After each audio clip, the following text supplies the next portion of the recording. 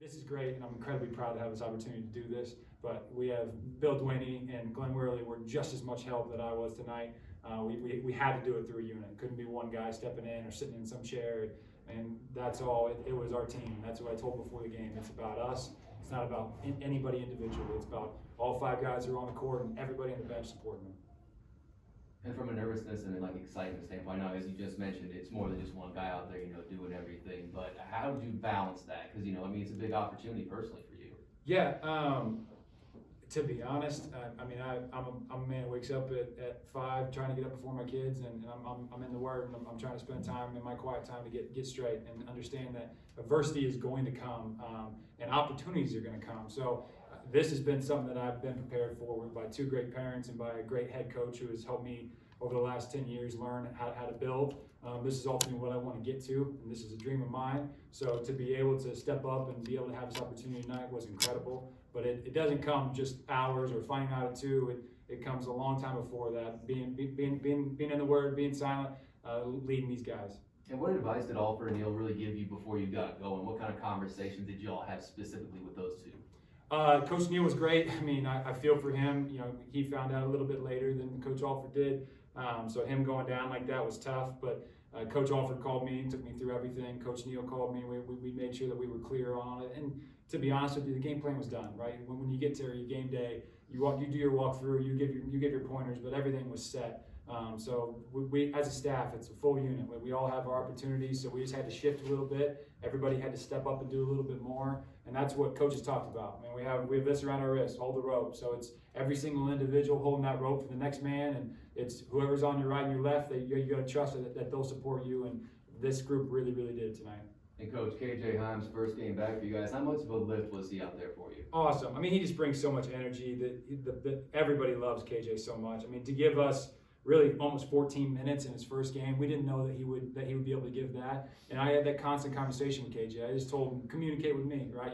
You've been out for a while. There's conditioning to it. There's pain to it. And KJ was, I loved his toughness tonight. He pushed through it. You could tell he was in pain. He's not as quick as he will be in a week or in a few days. So it's just gradually getting him back in, and him giving us 14 minutes was awesome.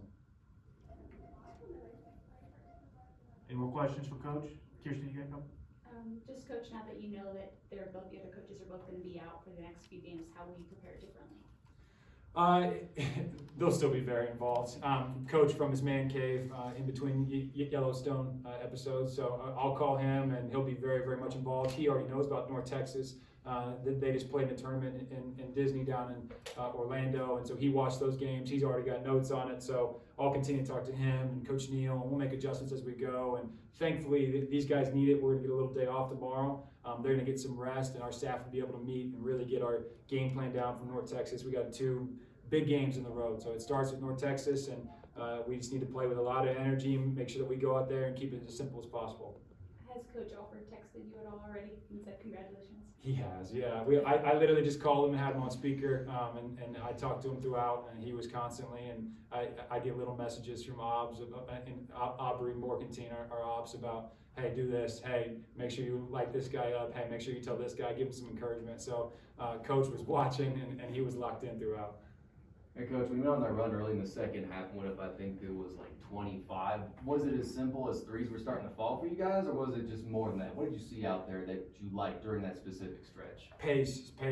So when we left the locker room, we always do our offensive sheet and our defensive sheet, and that's usually it. I added one more sheet, and with just one word, joy.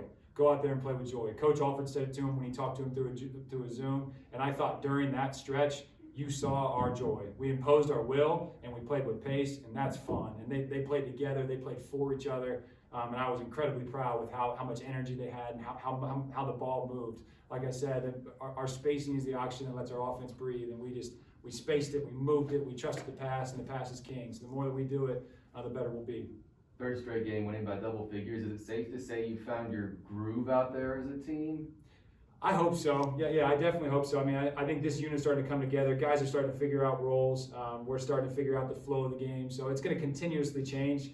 there's always ebbs and flows. That's what we talk to our guys about. That's what you want. You want adversity. You want opportunity, because every single adversity is only an opportunity. So, and I told them before we left the locker room, guys, they're going to go on a run. And when they go on the run, I love that I'm in this locker room, because our group of men, they step up when runs come. They step up when adversity comes, and they did tonight. Grant, just how different was it out there without Alford, without Neal? It's always a blow when, you don't have the head of the ship, but at the end of the day, we've been going through a lot of adversity, so we've been learning how to play with each other and for each other. So it wasn't too much of a big difference, just because we're so locked in as a team. So we're just trying to play off each other. So, yeah. I mean, yeah, for sure. I mean, it's definitely different not having your head coach and your associate head coach there. So, I mean, it was a difference, but we just adjusted. So we just played with the cards we had dealt, and I feel like we made the best of the situation. I feel like Coach KB did a great job too. So, yeah. Speaking of the cards you had too, you got one for the first time this season in KJ Himes back out there. How much of a difference was he out there? KJ is one of the captains on the team, so him being back on the court is a big deal for us. And he always has great energy, and he just really knows how to be a great teammate. So it's always great having one of those guys come back and just make immediate impact. Second half, you guys really both found your momentum, finishing both with over 20 points. So what really just changed for you guys to really start everything to start clicking? At halftime, we just talked about how we were playing really good defense. Our defensive efficiency was it was below 90, and we're trying to keep it below 95. So we weren't too upset with that. We just realized on offense we weren't playing within ourselves, and we were like taking some tough ones, not moving the ball, just kind of playing to the other team's level. So at halftime, we really talked about that, and we came and played together in the second half, and it showed. Yeah, for sure. Just to add on to that, yeah, we were playing great defense, but our offense was just very stagnant. So we really just tried to push the tempo in the second half and get our transition where we're best at, and just have a lot of fun. What's the focus then this week, now that you guys know that you'll have both your head coach and associate coach kind of be out for the next few games? What do you tell your team to really keep the energy up and keep going with that one? Just to stay focused, We know that we're going to have to go on a road trip without the coaches, so we just got to stay locked in like we were for this game, and we just got to go out on the road and get 2 tough wins. So I think we'll be able to do that. And especially just as us being the captains, our role has increased just with keeping everyone on the same page. So we have some young guys, and we just have to stay consistent. Consistent is the name of the game, and without our coaches, this will be a good test for us on the road. Real good. Desmond, you mentioned your coach mentioned pace and tempo as being like a big difference in the second half, and it got you some really wide open looks. Just how easy is it when you're going up and down the court like that, and plus shots are starting to drop from long range, unlike that first half? Man, you could just see, like, when we play with freedom, we push the pace, because they weren't doing a really good job with getting back. We just weren't doing a good job of running.